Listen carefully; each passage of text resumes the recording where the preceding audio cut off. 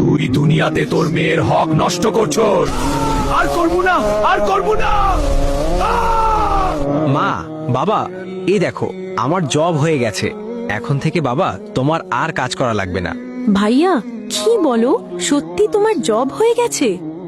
এই, ওর জব হয়েছে তাতে তোর সমস্যা কি? যা এখান থেকে। আরে, তুমি মেয়েটার সাথে এমন ব্যবহার করো কেন? মা বাবা আমার সাথে এমন কেন করে? এমন ভাবে ব্যবহার করে মনে হয় আমি তাদের সৎ মেয়ে। মা, বাবা, মিলি কোথায়? আমরা তো খেতে বসলাম। ও কি খাবার খাবে না? না, মিলির পেটে মনে হয় ক্ষুধা নাই। ক্ষুধা থাকলে আসতো। তোরটা তুই খা। মা, আমি অফিসে যাই, ঠিক আছে? ঠিক আছে বাবা, সাবধানে যাস। মা, বাবা, এই নাও, আজকে আমি বেতন পেয়েছি। কি বলছো বাবা, সত্যি? দে দে। মা, আমাকে একটা 3 পিস কিনে দিব? এই গেছো সেখান থেকে, কয় টাকা কামাই করে রাখছিস? আচ্ছা শোনো, ছেলেটা তো অনেক কষ্ট করে আমাদের জন্য। এক কাজ করি, ছেলেটাকে সব জমি লিখে দেই।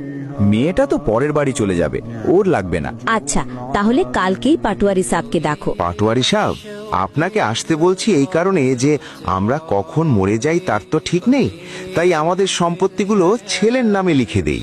এই নেন দলিল। হ্যাঁ, সব তো ঠিক আছে, খালি ওদের সই লাগবে। আচ্ছা বাবা, তুমি এখানে একটা সই দাও তো। ঠিক আছে আঙ্কেল। মিলি, এবার তুই সই দে। না আব্বা, আমি সই দেব না। আমার কি কোনো হক নাই? সব সম্পত্তি ভাই পাবে, আমি পাবো না? কি হলো ভাইয়া, তুমি চুপ কেন? বাবা এগুলো কি বলছে? সব তোমাকে দেবে, আমি কি পাবো না? বাবা তো ঠিকই বলছে। তুই মেয়ে মানুষ, সয় সম্পত্তি দিয়ে তুই কি করবি? এখানে সই দে। আব্বা, আমি আল্লাহর কাছে বিচার দিলাম, তোমরা আমাকে ঠকিয়েছো। তো বাবা, তুমি যে আমার মেয়েকে বিয়ে করবে, তুমি কি করো? আঙ্কেল, আমি একটি মসজিদের ইমাম, মসজিদে নামাজ পড়াই। সামান্য ইমাম, আর আইসো আমার মেয়েকে বিয়ে করতে? এক্ষুনি বেরিয়ে যাও।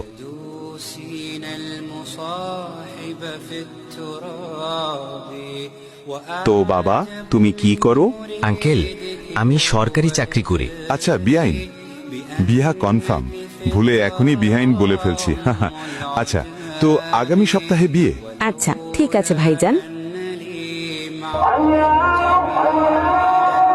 কিউ কাকা, শুনলাম আপনি নাকি আপনার মেয়েকে মেয়ের হক দেননি, এখন বলে সরকারি চেয়ে বিয়ে দিছেন। যে বাবা মা এক সন্তানকে সম্পদ বেশি দেয় এবং অন্য সন্তানকে সম্পদ কম দেয়, অথবা মেয়ের হক মেরে দিয়ে ছেলেকে দেয়, অথবা ছেলের হক মেরে মেয়েকে দিয়ে দেয়, এমন বাবা মা দুনিয়ার জমিনেও ভালো থাকতে পারে না, পরকালে ভালো থাকার তো কোনো প্রশ্নই আসে না। বাবা, আমি খুব অসুস্থ, আমায় ডাক্তার দেখা। ধুর বাল, আমি পারবো না, মোরুগা, তাতে আমার কি?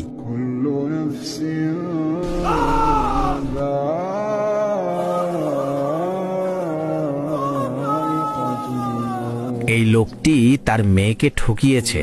আল্লাহ জানে কবরে কি হয়।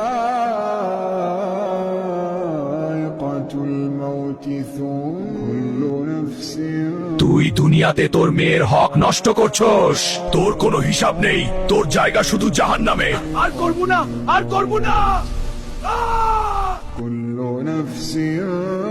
কিরে মিলি, তোর বাবা মারা গেছে কয়েক মাস হয়েছে, তোর বাবার বাড়ির সম্পত্তি কি তোর ভাই ভোগ করবো নাকি? কেন?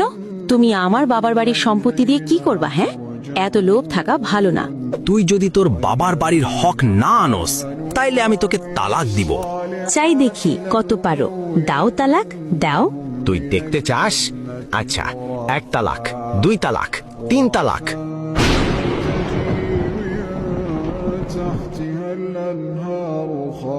আমি এক্ষুনি মাকে ফোন করে বলবো তুমি যে আমাকে ছেড়ে দিছো।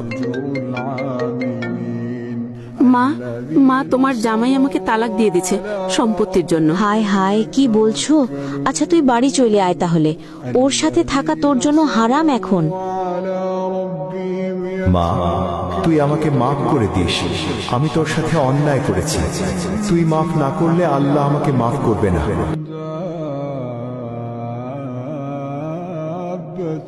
মা, আমি স্বপ্ন দেখছি, বাবা আমার কাছে মাফ চাইছে।